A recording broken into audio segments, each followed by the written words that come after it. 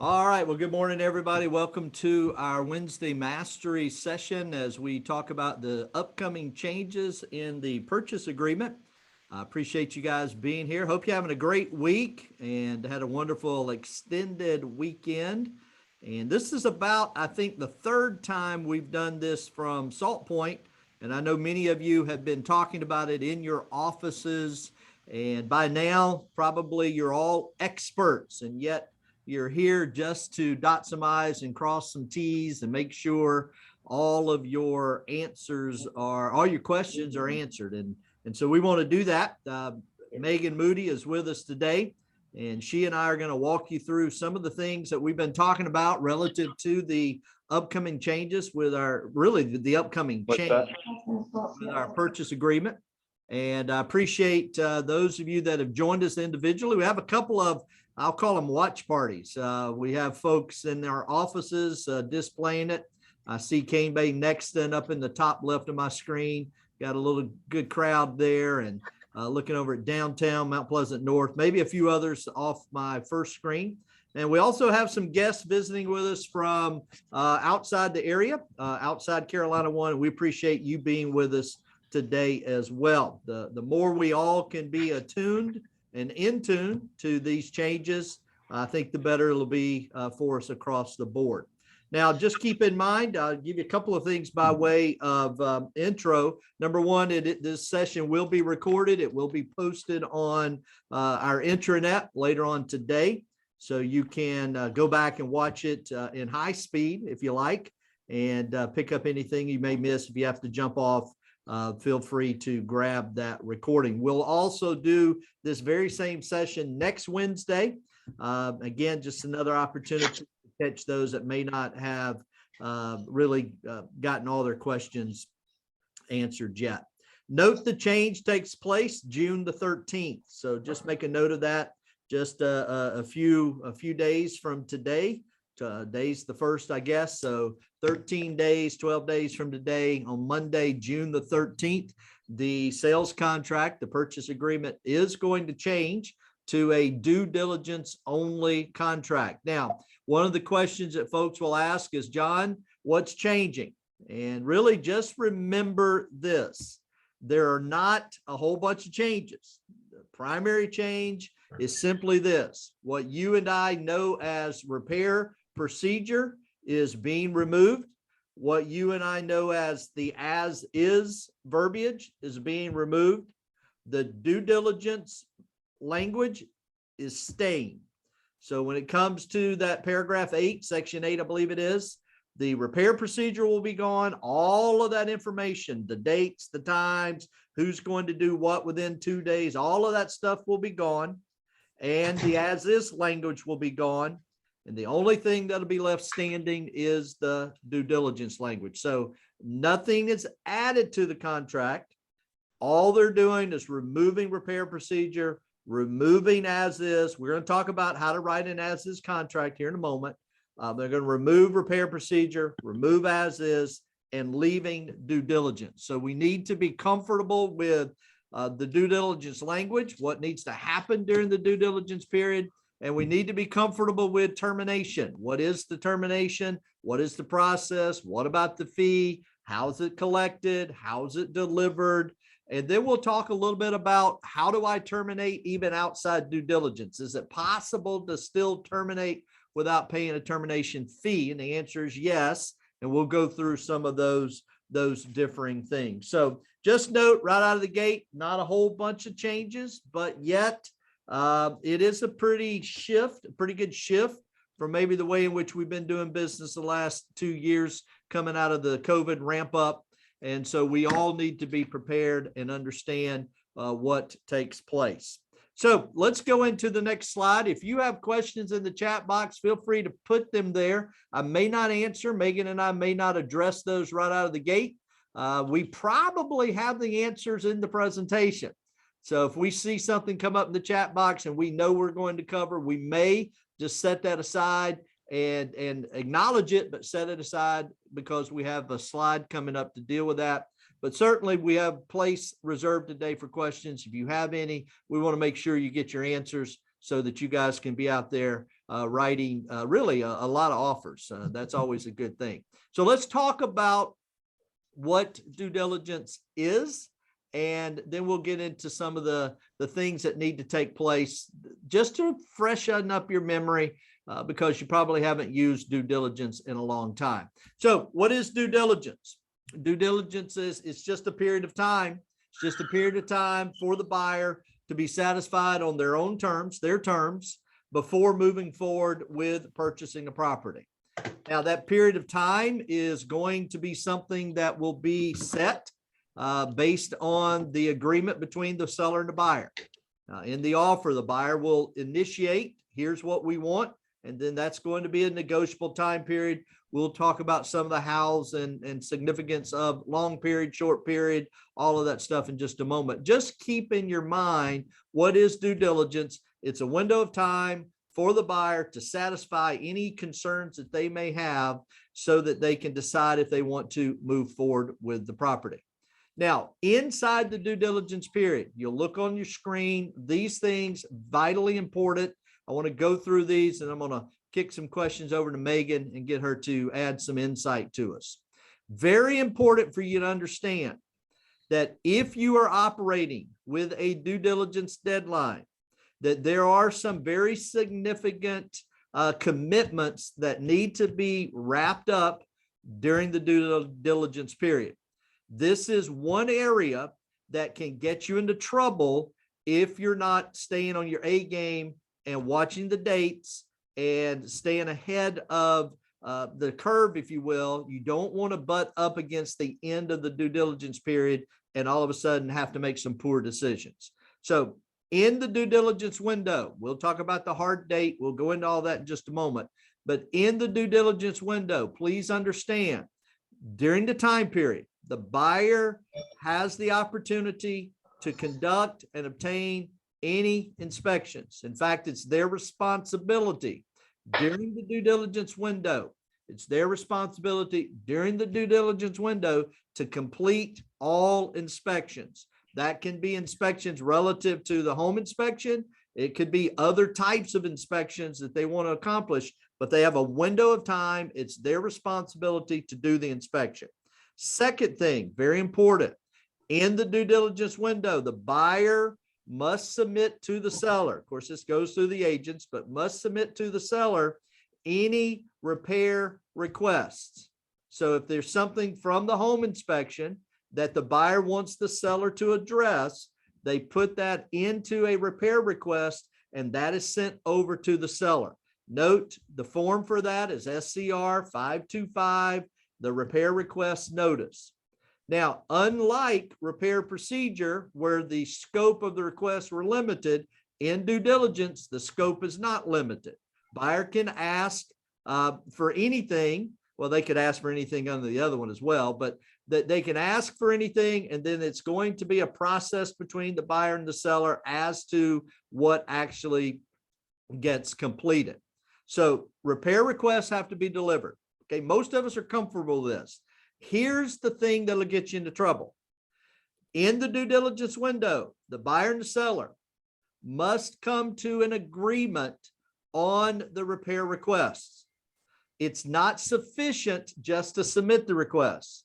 You have to submit the requests and then come to a meeting of the minds between buyer and seller as to satisfaction of both parties relating to the repair request. What's going to be done, what's not going to be done, etc. So in this time period, buyer does the inspection, submits the request. The seller may respond, they may not respond. We'll talk about that in a moment.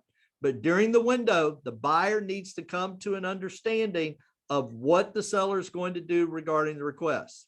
If the seller refuses or decides we're not going to make any repairs, or we're only going to make a few repairs, at that point, there are some options that take place. Okay. If the seller agrees to make the repairs, great, we move on. But what if the seller doesn't agree to make the repairs? There's three things that come into play. Number one, they amend the contract. They just agree to move forward with whatever repairs they agreed to. Number two, the seller and buyer just say, hey, we're going to move forward under an as-is contract, okay? We're just going to take the house as is. Or here's the biggie. The buyer terminates the contract by using the notice of termination and the delivery of the termination fee. We'll go into more specifics on that in a moment. But if the seller says, I'm not doing the repairs, the buyer can just agree to buy the house as is. The buyer can negotiate a few repairs. The buyer can terminate and deliver the fee. Here's the thing to remember. Everything I just laid out has to be done in that window. Now, if you find yourself butting up against the time deadline, we'll talk about that, but you'll want to submit for an addendum to extend that timeline, okay? The key thing to keep in mind, it's not enough just to submit the request. You have to come to a meeting of the minds on what we're going to do with the request. Now, also remember, the repairs do not have to be done by the end of due diligence. Just everybody needs to be on the same page regarding what are we doing about these repair requests. Okay. So bottom line, everything regarding repairs, everything regarding the buyer's inspections, all of that has to be tied up in the due diligence window. All right. I've been waxing, maybe not as eloquently as I would like, for about 10 minutes. Megan's been patiently sitting beside, and Megan Moody, of course, everybody knows her. She's a rock star here for us at Carolina One, helps out a lot of our agents, always willing to answer legal questions and concerns you may have. Megan, we're glad to have you with us today. In fact, Megan put together the entire presentation, so this is all her brainchild. Anything on page number 1 here, Megan, that I missed that you want to kind of zone in on or re-emphasize or make even more clear for the folks joining us today? I mean, I think you hit on it really well, John. The only thing I would add is you only get one bite at the apple. So when you are submitting Form 525, when you are submitting your repair request to the seller, once it's signed by the seller, once it's been ratified, it ends due diligence period.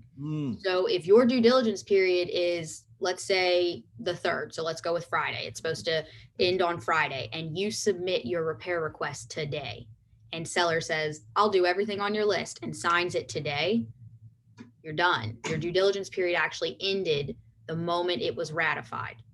That's spelled out in paragraph 2, page 2 of the repair request addendum. So just keep that in mind. So now, as the buyer, I have lost Thursday and Friday as part of my due diligence to back out of the contract. Now I can still inspect.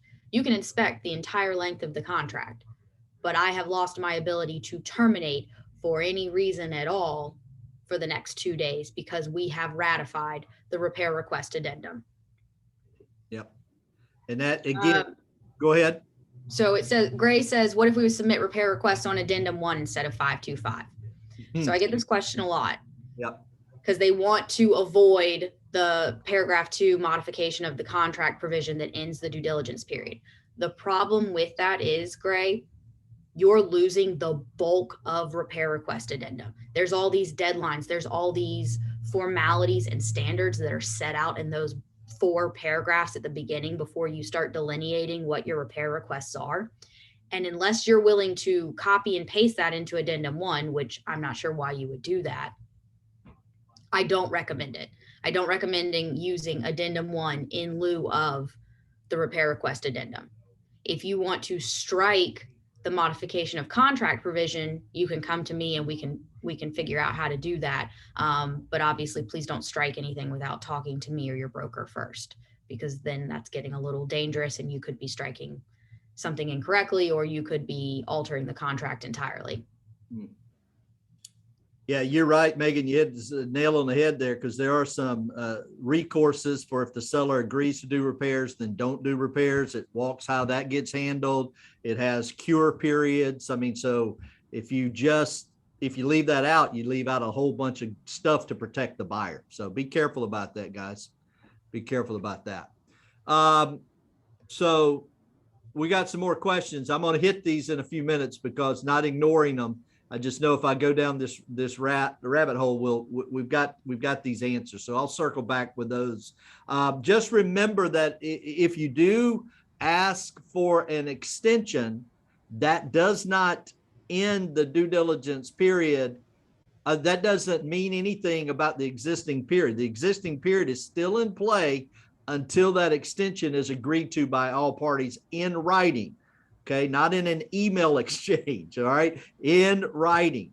So if I'm with John Grasillo and I need an extension, I'm going to send it over to him, and I don't get an extension. He's shaking his head no. I don't get an extension until he, as the seller, signs that thing and it's delivered back. So just keep in mind, requesting something doesn't mean it happened.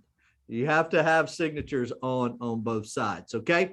So good stuff there. Let's walk into the next slide. We're going to hit some of these things. I see some questions coming in. I promise you I'll pause in a moment and we'll connect with those. There's some great questions here. Let's go to the next slide, Megan. I think we need to make sure everybody understands when it comes to the due diligence period. Now, one of the questions you get all the time is, well, what's the standard due diligence period? Well, the answer is there isn't a standard due diligence period. It is going to vary based on circumstances. It's going to vary based on, am I, going against 5 other offers? There's a lot of things that will go into determining that due diligence period. But the biggest thing for you guys to keep in mind is your role as the consultant to educate your buyer on the pluses and minuses of a short period, pluses and minuses of a long period, and then communicating really effectively with the listing agent, understanding what the seller's needs are. One of the takeaways that I came out of last meeting is communicate, communicate, communicate. You cannot over communicate here, but understand under due diligence, there's not a defined, set in stone period. Hello, this is Chris. Okay. And so again, Megan, talk to us a little bit about Good. what How are you? in that blank. So Chris, I'm going to try to find you here, but if you guys are unmuted and are muted, please go ahead and mute yourself. That way. I believe you spoke with me. Okay. So I'm going to hide. There we go. That one's done. All right. Go ahead, Megan. Yeah, so like John said, there is no standard. It's going to be another one of your tools that you get to use, whether you're the seller or you're the buyer. If you're the buyer and you're in a multiple offer situation, you may want a smaller number of due diligence days in order to be more appealing to the seller. Or you may need more time because your understanding of the property is that it may need a lot of work. And so you need to get contractors in there and you need to get different inspectors to help you figure out whether you want to move forward or not. So there is not going to be a standard. It is strictly up to the buyer and seller's circumstances. That being said, under no circumstances do we use TBD. I see TBD in contracts all the time. I see it for the closing date. I see it for the due diligence period. I see it for the earnest money being due. TBD does not go into a contract. There is a solid chance that you may not even have a valid contract and you may be in violation of our duty of ethics if you have TBD in your contract. So do not put TBD for the due diligence date. Do not put a number of days either. You want to make it a hard date. Now, a lot of agents ask, okay, well, what if I have to submit the offer and they take 5 days to get back to me? Well, buffer that in. Consider what your deadline is that you're putting on your offer to the listing agent and buffer that into your amount of due diligence. So if you're normally going to put 10 days, that's fine. But if you have a 2-day response time on the offer, you want to put 12 days. So just consider that when you're making that distinction on how you want the due diligence period to run, because the seller may take their time in responding, because the seller may have multiple offers. They may have circumstances that require them to wait before they respond, whatever the case may be. But no number of days. It needs to be a hard date. Do not use an event. I see a lot of agents writing contracts where closing is to occur 10 days after probate expires. I don't know what that means. Nobody knows what that means. So no events, hard dates. June 1st, 2022. That's it. No explanation of what the event is or what the day it's going to occur. Hard dates only. And then obviously, please make a note of the date. When you're calculating your dates, always look at a calendar. Is it a weekend? Is it a holiday? Is it your birthday? Is it a federal holiday? Whatever it is, take that into consideration, because the other brokerage may not work on weekends. There are a lot of agents in town that don't want to work weekends, or it's a holiday and they're not going to work on a holiday. So take that into consideration when you're considering when to make that due diligence period run. Yeah. And I think that's probably the one thing, the hard date obviously is a big deal, guys, but making sure that you pull out that calendar and just look at it. Nothing worse than a date, it ends on your daughter's birthday and you have a party scheduled at 6, and now you're trying to decide, where you're not trying to decide, you're in a mess. So look at that calendar, pick a date that you know is going to be a date on a day of the week that is one in which is easy to resolve. I would simply come back at this by as much as possible, avoid having to make that decision on the last day. Get ahead of the curve on these things, and you're going to, if you're watching your calendar and laying it out and staying on top of your offers. And I know some of you have lots and lots of offers, and that gets harder to do, but it's very important to stay on top of it, because it can come back to bite you, particularly when you have to deliver a termination fee. And then how do I get that to the other party? That will create some challenges. Megan, I want to stop right here and ask you a question, because this came up in an email to me. And what if I'm using a hard date, but I want to write an as-is contract? So I want to write an as-is contract, but that's not an option. They took that out. How do I write an as-is contract using the due diligence date as a means of indicating, hey, this is virtually as is? That's a great question. So we don't write as is provisions into the contract. They obviously removed that, or will be removing that in a few days. In order to have an as is contract now, it's very simple. You simply put 0 in the due diligence blank, or you put the day that you're submitting the offer, and then there's no due diligence period. And so it continues to move forward without a due diligence period. That is an as-is contract. Now, remember, there's no such thing as a true as-is contract. There's still financing contingency. There's still the seller's disclosure. There's still all these other repair contingencies that a lot of people don't necessarily remember or recognize. So there's no true thing as an as-is contract. So keep that in mind. This is strictly as it applies to certain categories of repairs. Yep. But you can put 0, or you can put the date that you're submitting the offer, the execution date. Yep. Short date. And then of course, communicate with the listing agent. Just let them know, hey, I'm sending you this offer. The date in here's the date in which I'm writing it. That just means we're buying it as is. So you can share that with your seller. I think they can figure it out, but again, there's never a harm in communicating, position it in a way that can be separated from the others. So that's for the as is. Megan, I'm going to take a pause here and scroll through some of these questions. We had a question that the buyer can ask for closing costs or price reduction instead of repairs. That's part of that negotiating back and forth between the seller and buyer. And if the seller says we're not doing repairs, the buyer can say, would you do this in lieu of? They can come to a meeting of the minds.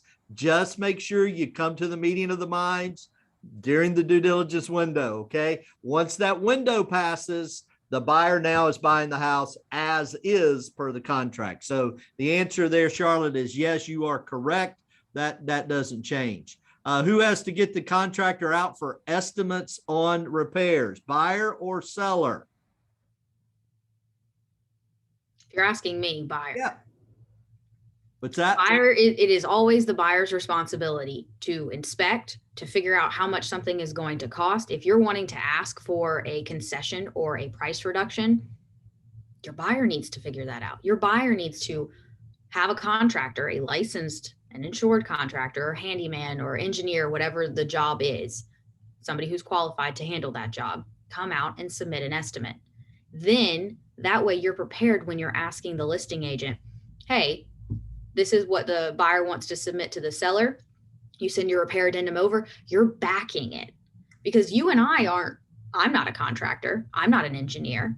I'm a lawyer. I have no idea how much that's going to cost to repair. That's why we hire somebody to come in and tell us. It gives us credibility when we're asking for that concession or we're asking for that price reduction. You always want to back it with an actual expert's estimate, because I'm nobody. I have no idea. Me throwing out a number, I could be wildly off. I could be less, I could be more. I don't know. You don't know. So have that contractor come out, but that is solely on the buyer. Yeah, it's always been one of the points of contentions there, where it's easier to write and ask the seller to do X. Make it easy for everybody to say yes to what you're asking for. I'll make a real quick plug here. This is where punch list can be a real asset to you as a buyer's agent. You got the home inspection, you send that thing over, they send you back, and bam, you're ready to roll. You at least, whether you use them or not, you at least have an idea of what you're asking for rather than the great unknown. The easier you can make it for a seller to say yes, the more likely they'll say yes. So just bring your A game, guys, as buyer's agents, and just make it so smooth for the seller that they just and the listing agent, they just love working with you. And I'm telling you, that's a great way to make your offer stand out. Not your offer, but to make your repair request stand out if you make it easy for them to make a decision. So that's something to keep in mind there. One of the questions, how do you know when you're writing an offer if you need a buffer? You don't 100% know. You kind of look at the property, maybe have an idea of its condition. There may be surprises that come up, but just anticipate that you may need a day or two or three and just kind of buffer that in. You don't want to write an offer where it's you really want a due diligence and it's a 2-day due diligence and you can't get an inspector out there for 3 days. Now you put yourself in a mess. So again, there's no 100% way, Faye, to know that. It's just kind of be a gut call and based on the condition of the property and what you guys have seen. Maybe if there's been a pre-inspection, et cetera, you're going to have to kind of figure that out as you go along. Lisa says, to be clear, I would say, John, the rule of thumb for that is yes, however many days you give for the seller respond to the offer, that's how many days to plug in on top of your due diligence period. A lot of MLS listings, you'll see the advertisement say seller to respond to highest and best offers by a certain date. So maybe add that amount of days. You put that many days in, your expiration on your offer, add that many days to your due diligence period. But that's how I would do that rule of thumb, because your buyer's offer will expire yes, by the deadline that you put on page 8. So just add that math in, just put those additional days on top of your 10-day, 15-day, 20-day due diligence period, buffer that. And then you can always explain to the listing agent, this is why we did this. it's good. So we have another question. We're going to cover this in a little bit, but just to ease everybody's mind, there are things outside due diligence, like a appraisal, like a possible CO 100, other contingencies issues that if you needed to terminate, you can terminate without paying a fee. We have a slide on that, but we'll come back to that. Obviously, if you're trying to do as is, you can waive the CO 100. CO 100 does exist outside due diligence. We'll deal with that a little bit. Sandy says all of this waives the right for your client to inspect. No, it does. The client, paragraph 9, always has the right to inspect. We encourage them to inspect. We want the buyers to inspect, but that's for their peace of mind, for their understanding. But anything that they do doesn't waive the right to inspect. It waives their right to ask for things, but it doesn't waive the right to expect. There's a long question here, and we'll get to that, Greg, I'm pretty sure.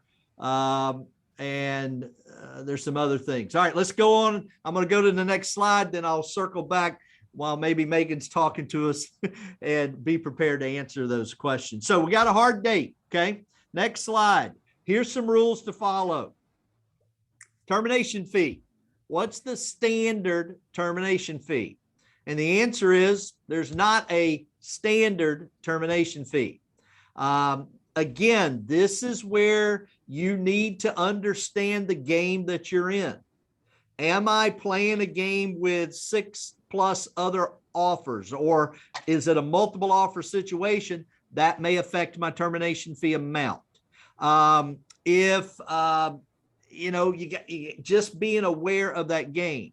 But there are some do's and don'ts that you need to be aware of. Do not put $1 in the termination fee blank. It's not worth the gas money to drive that across town. It's just an irritant, okay?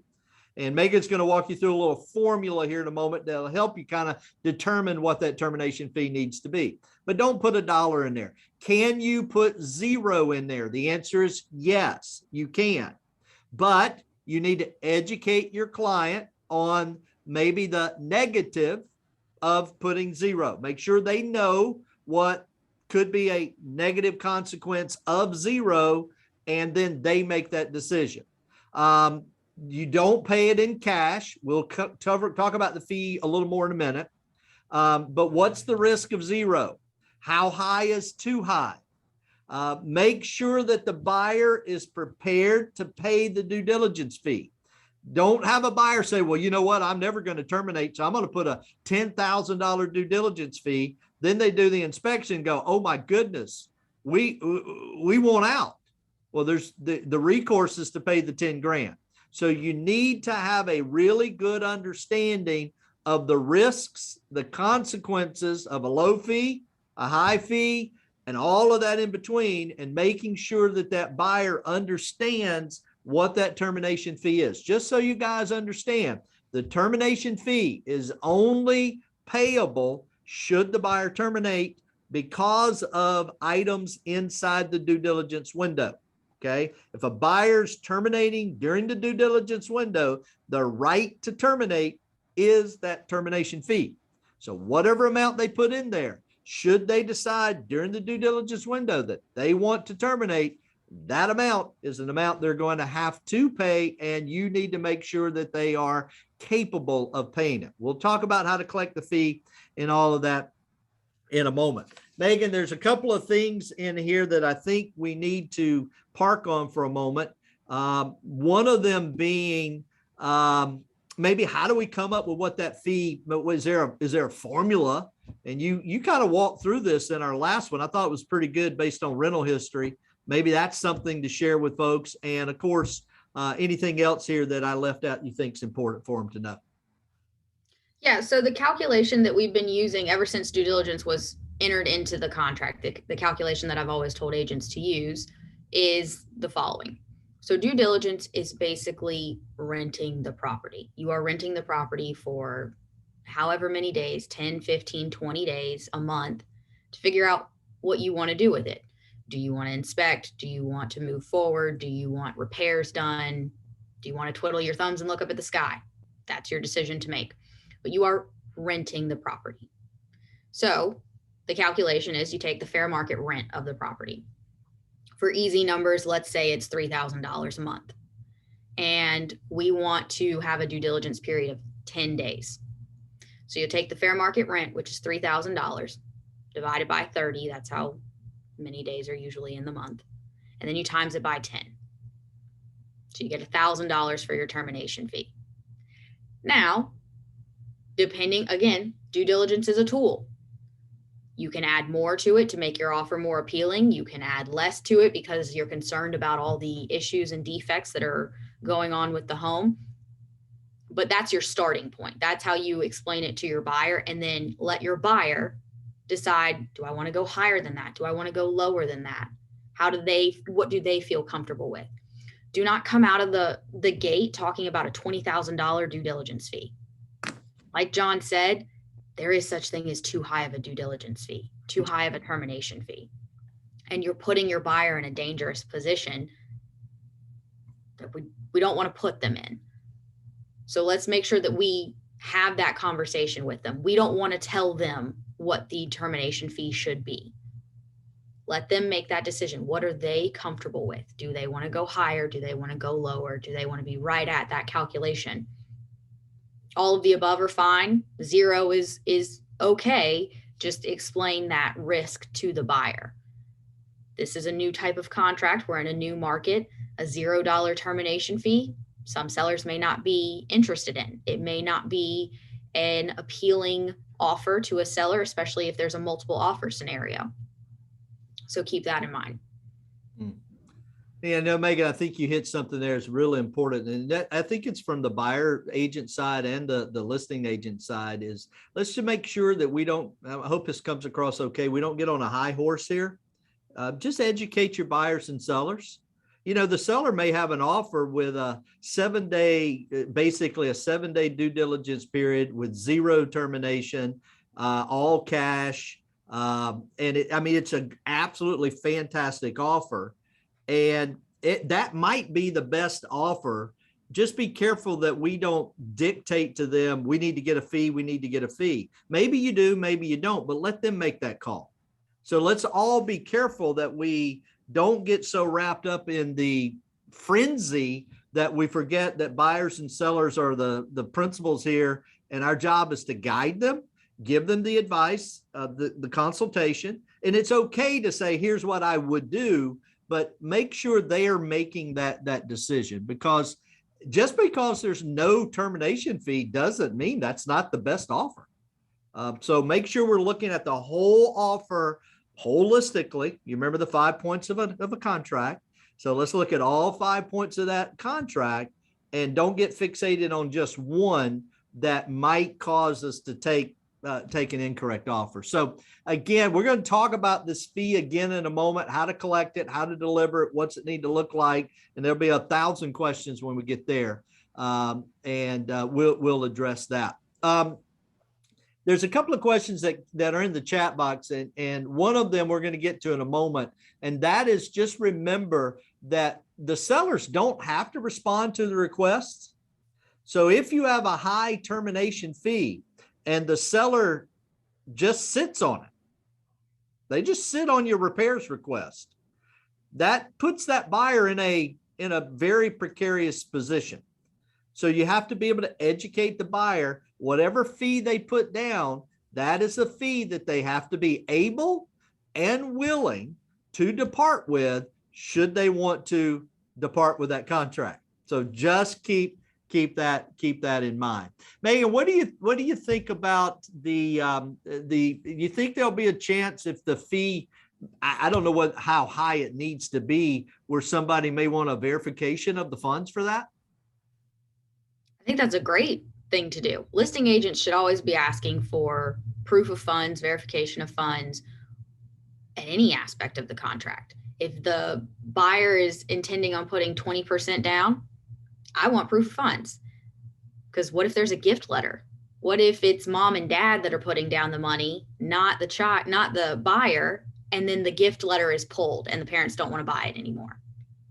Or what if it's the appraisal gap language? We're seeing a lot of appraisal gap language. Always, listing agents, you should always be asking for verification of funds. Mm-hmm. Oh, you're going to pay $50,000 over what the loan is going to be? Yeah, let me see that. Let me see proof of that in your bank account.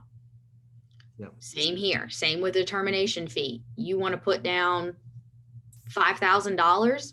Okay, let me see that. Let me see that you're capable of putting that down. Let me make sure that is in fact in your bank account, so that if and when you do have to terminate, we're not arguing over whether or not you have the money.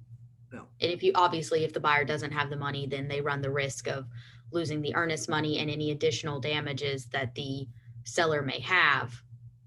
But yeah, why not? Absolutely ask for notice of verification of funds. Yeah. So again, that answers a question we had. Two things here. I'm going to move on. Number one, buyer's agent, don't let a buyer put an amount in the termination fee that they don't have the ability to pay. They have access to immediately. That's important. We'll talk about how to collect that money in a moment. And number two, for a listing agent, you may very well want verification of that so that it helps your seller have peace of mind. We had a couple of other questions, Meg, I think we can address now. Charlotte says, do you foresee a bidding war on number of days for due diligence and a bidding up the termination fee and multiple offers? Very likely.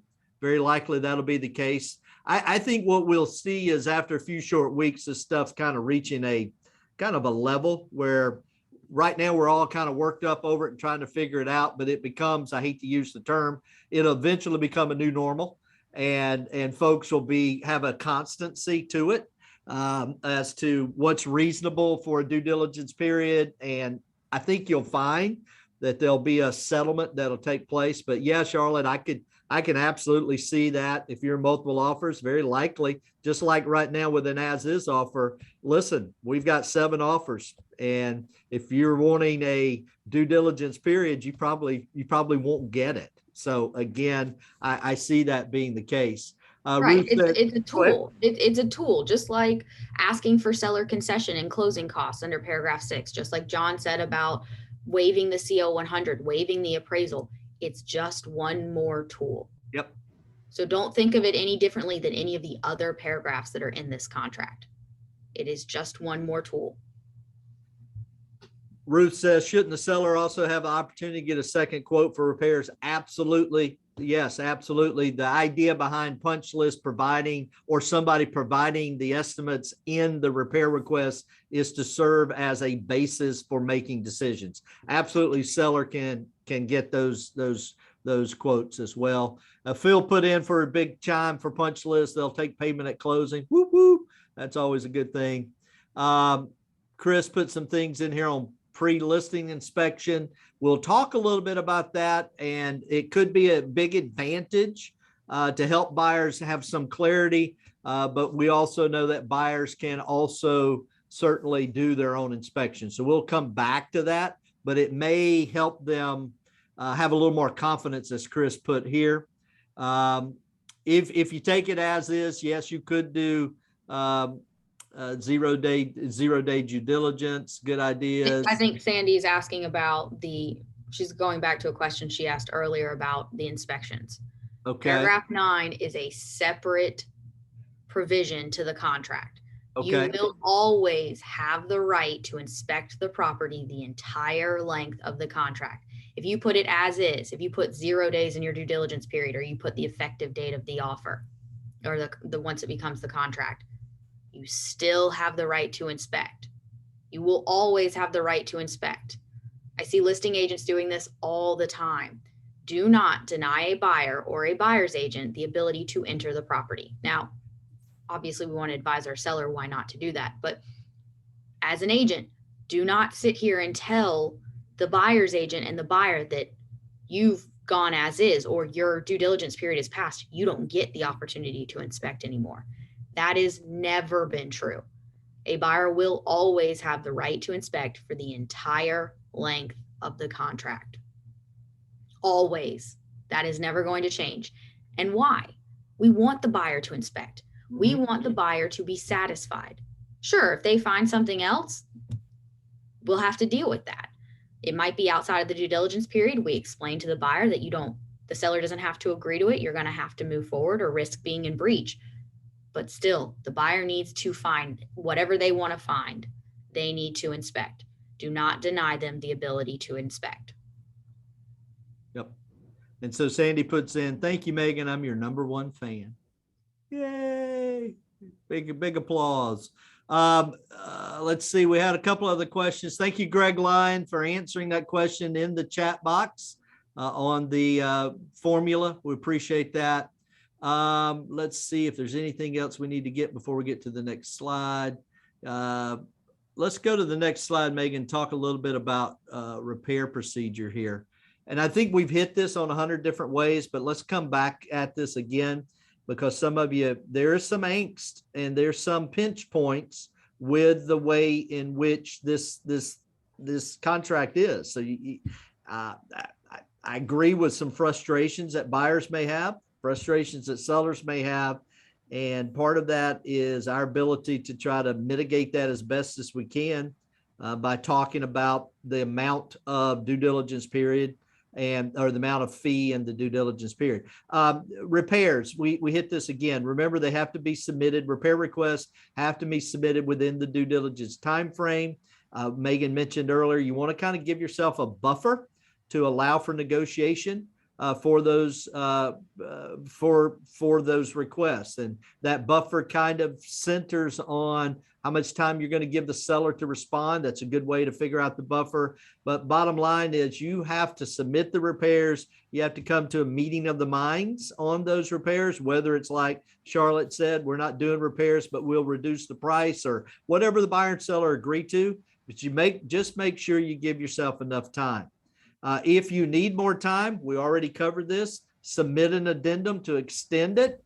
The submission of the addendum doesn't extend it. Only the signing of that addendum extends it. So keep that in mind as well. You can't just say, well, I texted the other agent and asked for a few days.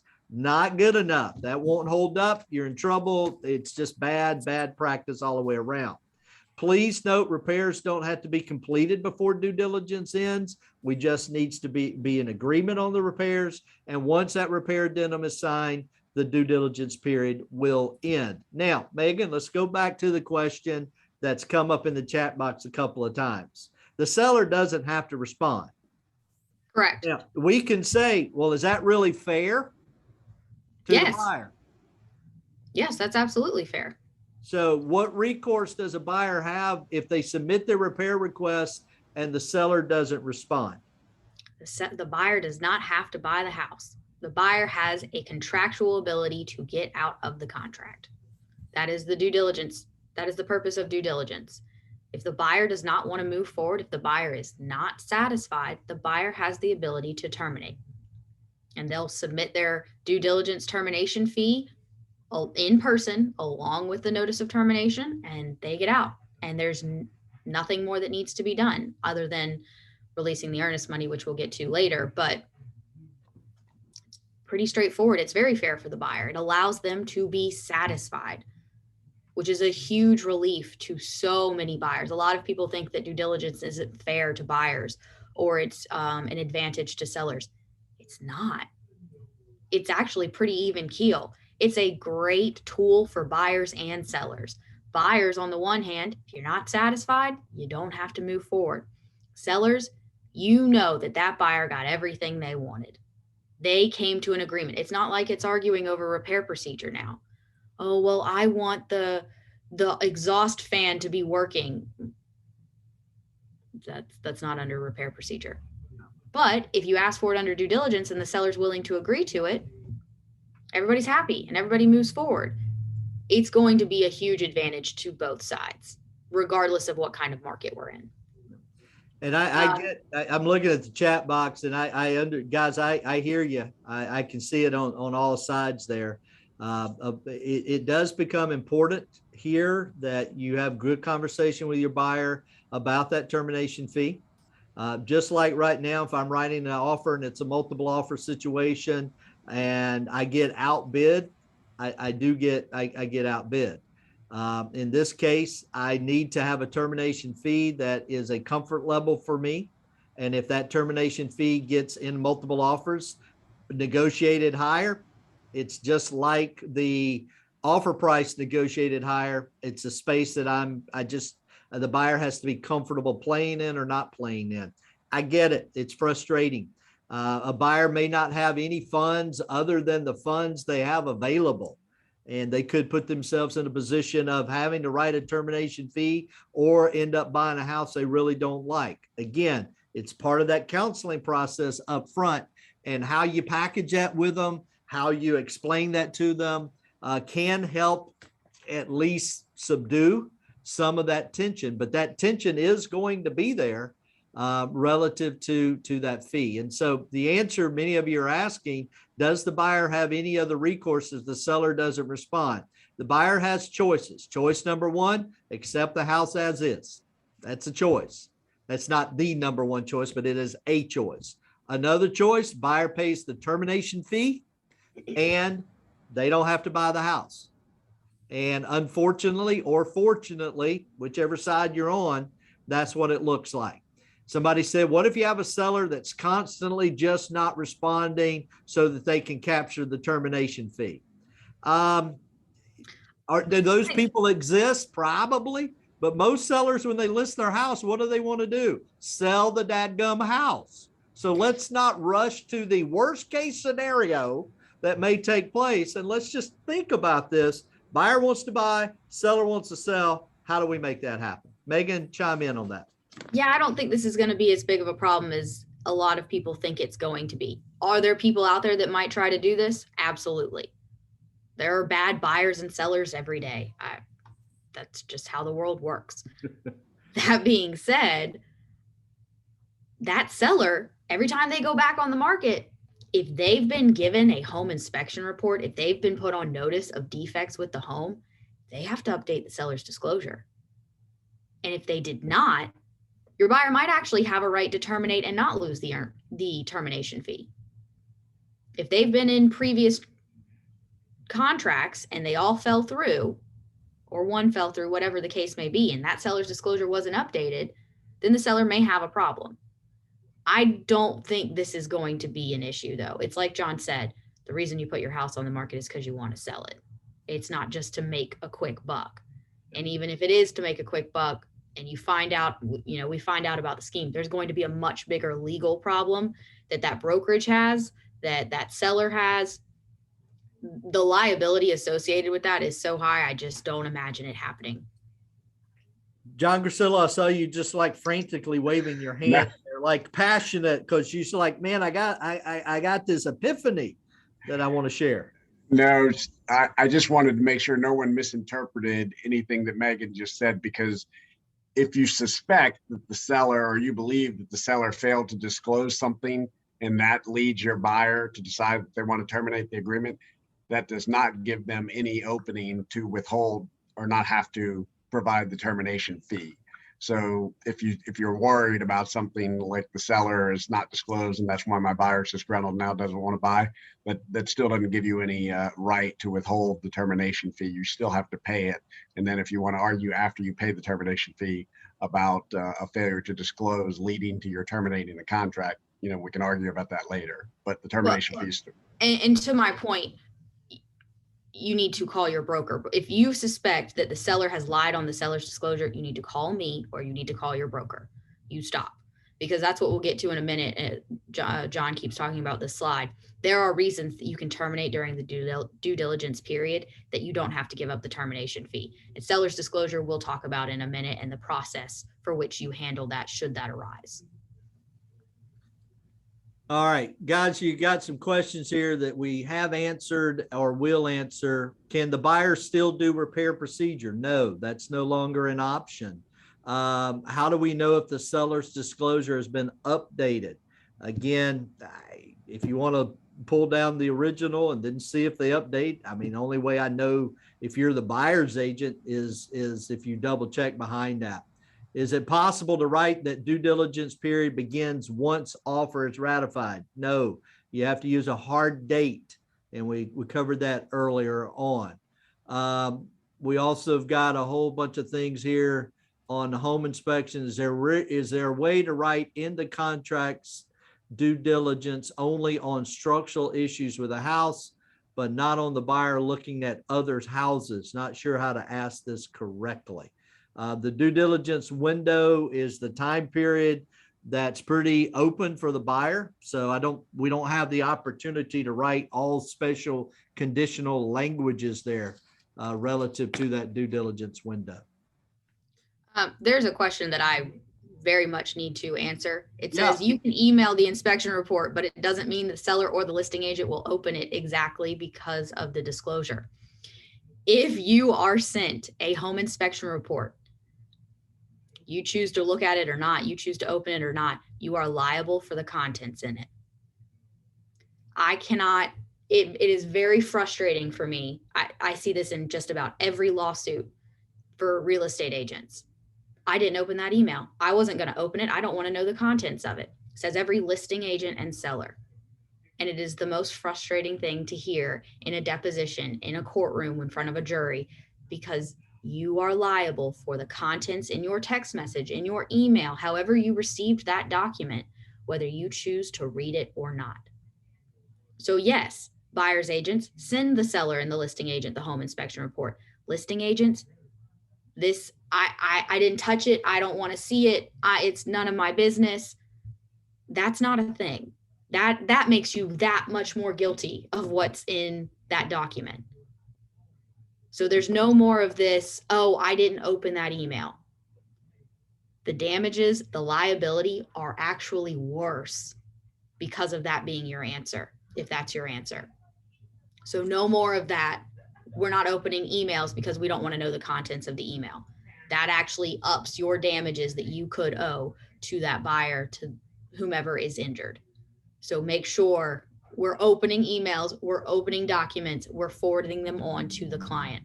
It's not our decision to make. They do need to know the contents that are in those documents.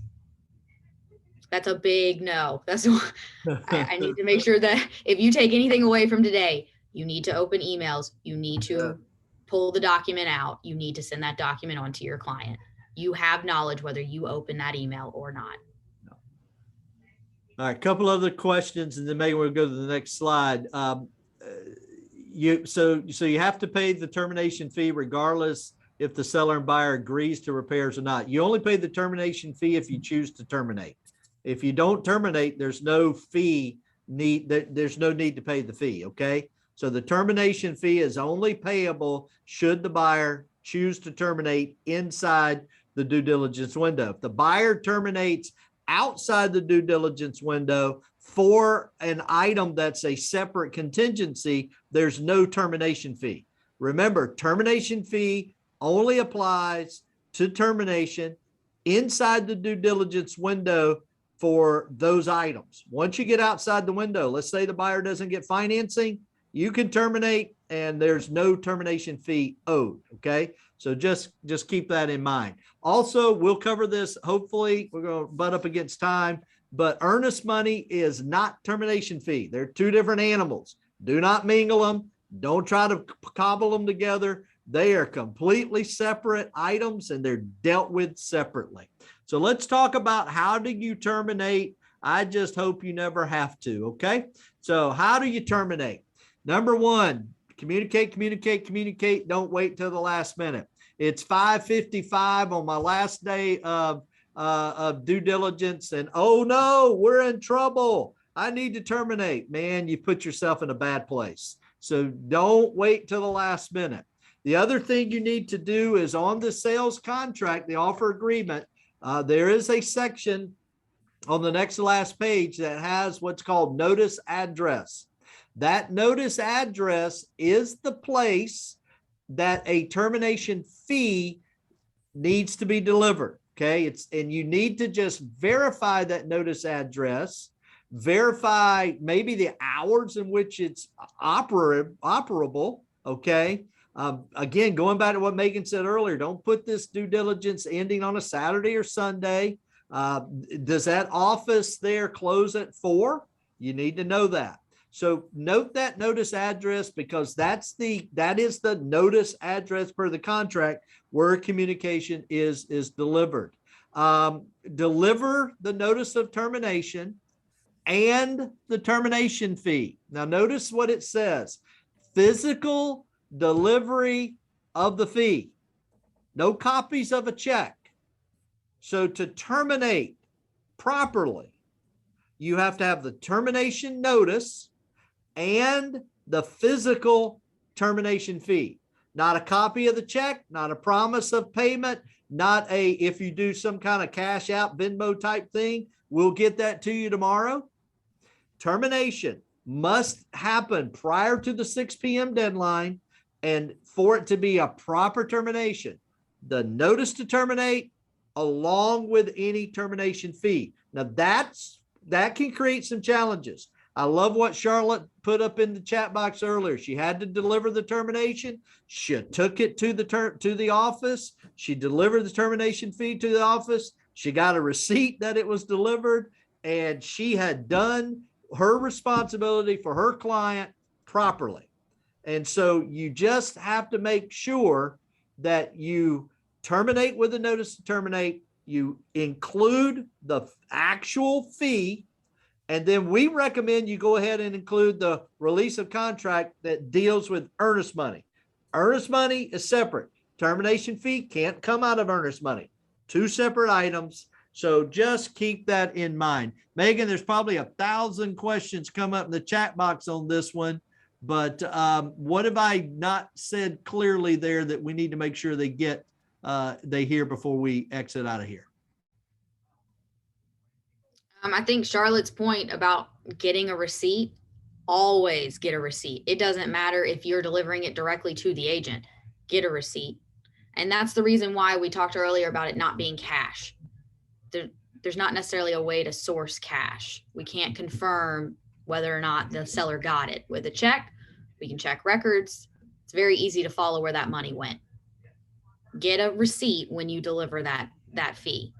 Make sure that, again, that you deliver it to the right office. We've talked about this quite a bit. All Carolina One is the same, but not all agent owned Keller Williams, Century 21s, Remaxes. They're not all owned by the same individual, the same entity. So if you deliver to Remax Full Sail and it's actually supposed to go to Remax Gold, you have a problem. You've delivered to the wrong brokerage. Whereas if you deliver to Carolina One Mount Pleasant North, but it's actually supposed to go to Carolina One Metro North, it's okay. You got it to the brokerage. You're good. So keep that in mind when you are delivering that. Double check that address. Hey, listing agent, this is the address of your office, correct? When you submit that offer, have them double check that address. Make sure that it's, or if you don't know it, have them fill it in. Hey, do you mind please fill in that notice address when you send the offer back over?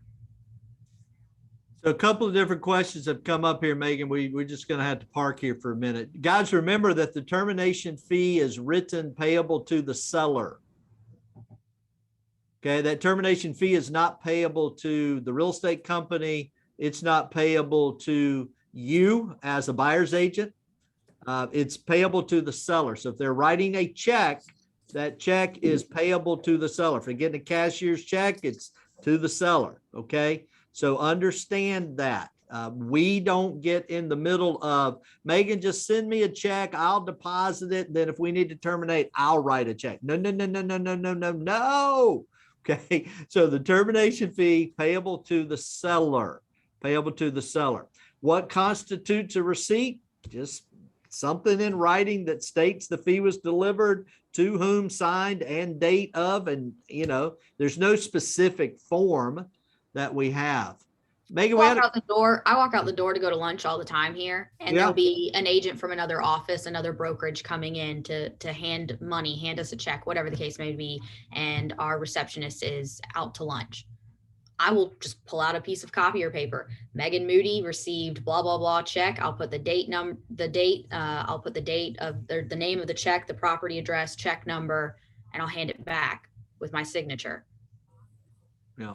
So it doesn't have to be anything elaborate. It doesn't have to be those fancy receipt forms, but it just needs to be something to confirm that you got it and make sure it's legible, obviously. But so Megan, talk to us about your favorite thing, Venmo, Cash Apps.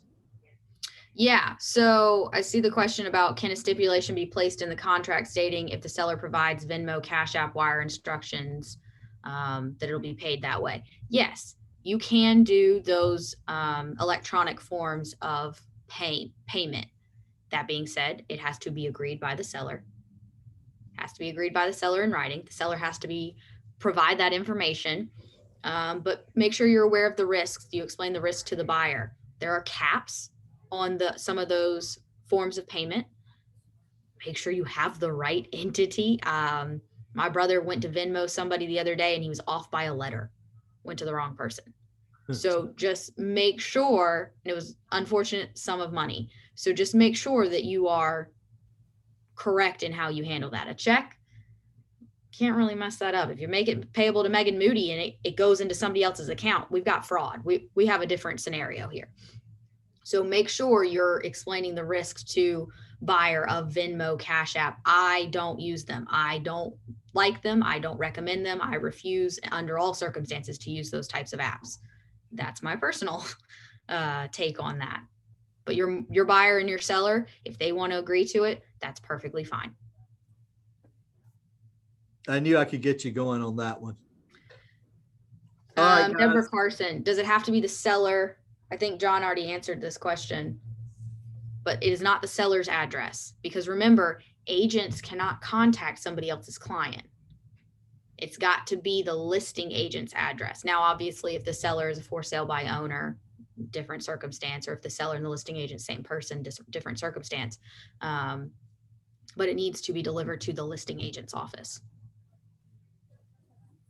So let's rapid fire these. I'm going to save Charlie Aikman's question to the end, Megan. I think it's an interesting question.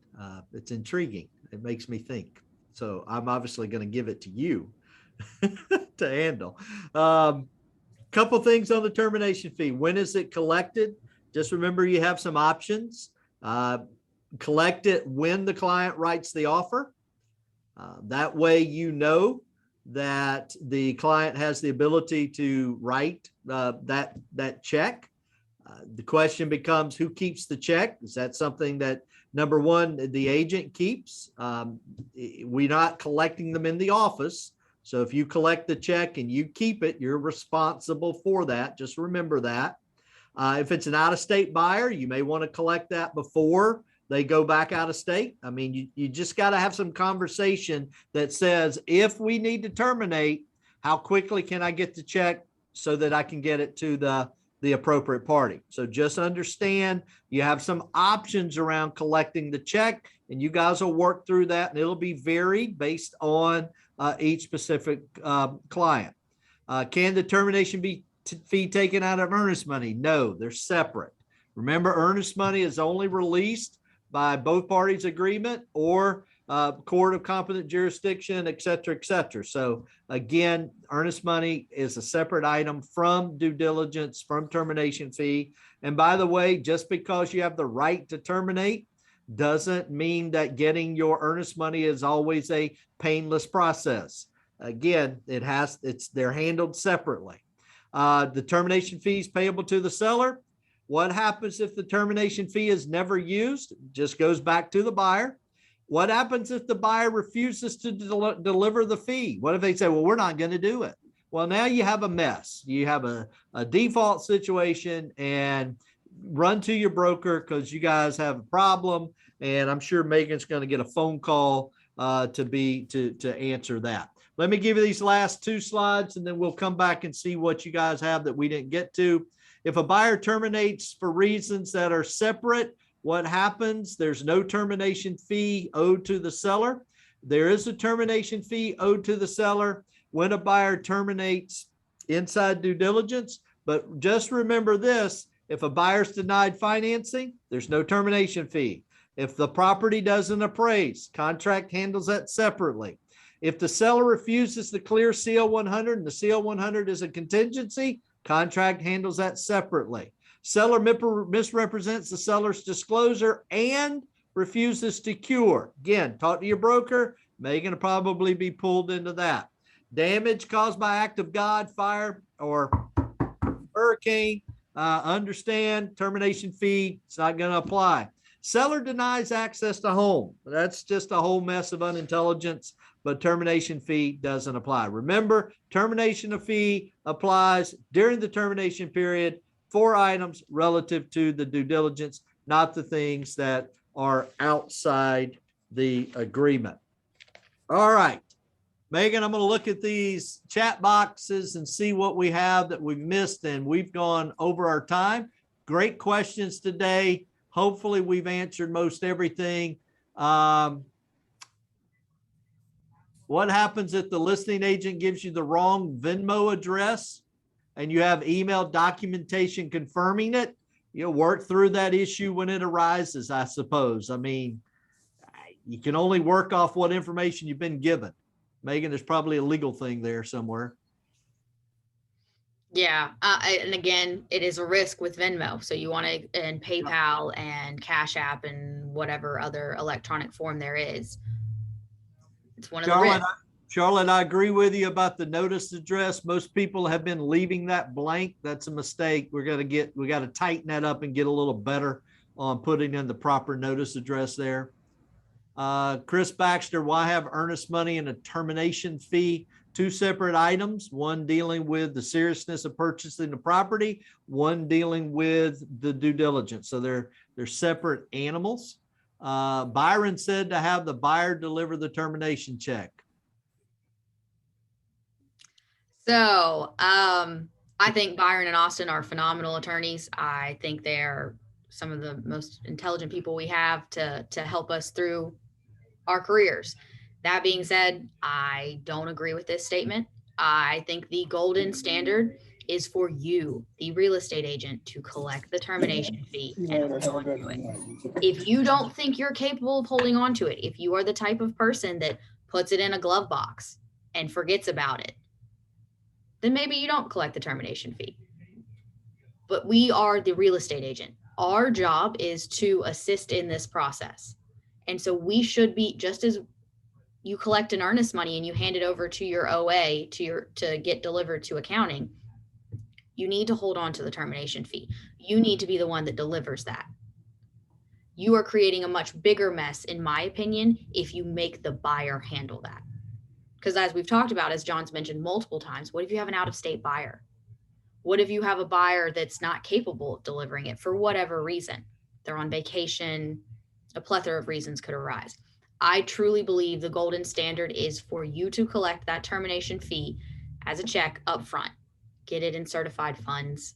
That's probably the best route to go, or a money order or something, of that nature. And you deliver it. It needs to be the agent's responsibility. I think it's going to prevent a lot of, oh no, it's 5:55 and I want to terminate. And today I have 5 minutes to terminate kind of thing. I think it's going to prevent a lot of that.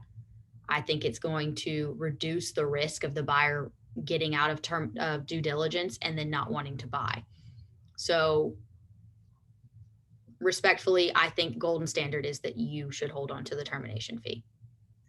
Provide that service. So Megan, I think I know the answer, but I'm going to punt it to you. What happens, Charlie Aikman's question, what happens if the buyer's already paid the termination fee? And I'm assuming, Charlie, they paid the fee because they didn't just write the check, that they terminated the agreement. And then later on, their loan is declined. Once the agreement is terminated, Megan, it's terminated. Well, I'm a little confused by the question. Yeah. If you terminate your contract with the seller, I hope your loan you didn't continue moving forward with the process of your loan. Your loan you should give notice to the lender that your loan is terminating when you submit termination to the seller to terminate the contract. So I don't think it's possible for you to have your loan terminated after you've terminated the contract. I don't think that's possible. All right, Charlie, we can come out with some good stuff on that. We'll circle back with us some questions. John, you were going to say something there, and we need to. I just think it's a timing issue where the buyer, doesn't reach agreement with the seller. It's a couple days before the end of due diligence. They go ahead and terminate, and then later that day they get notified by their lender that they had a shortcoming on the qualification. And so, Charlie, is there any redress? Is there any way to go back and reclaim your termination fee because you were legitimately? I think the answer is probably no. No.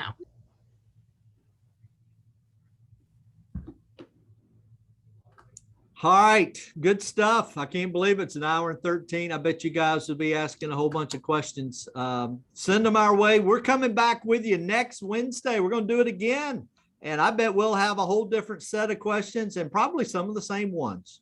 But Megan, thank you for always keeping us moving forward. Appreciate all our brokers being here today. We know that you're working hard to help everybody be educated, to stay on top of this. And guys, it's going to be okay. It'll be all right. 2 months from now, we'll be going, does anybody remember prepare procedure?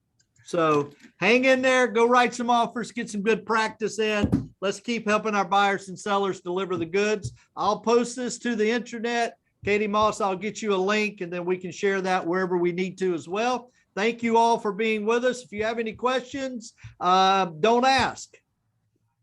I'm just kidding. If you have any questions and we can help you, let us know. Or your broker in charge. They know all the answers. They're the best. So go get them, guys. Have a great week. Thanks again.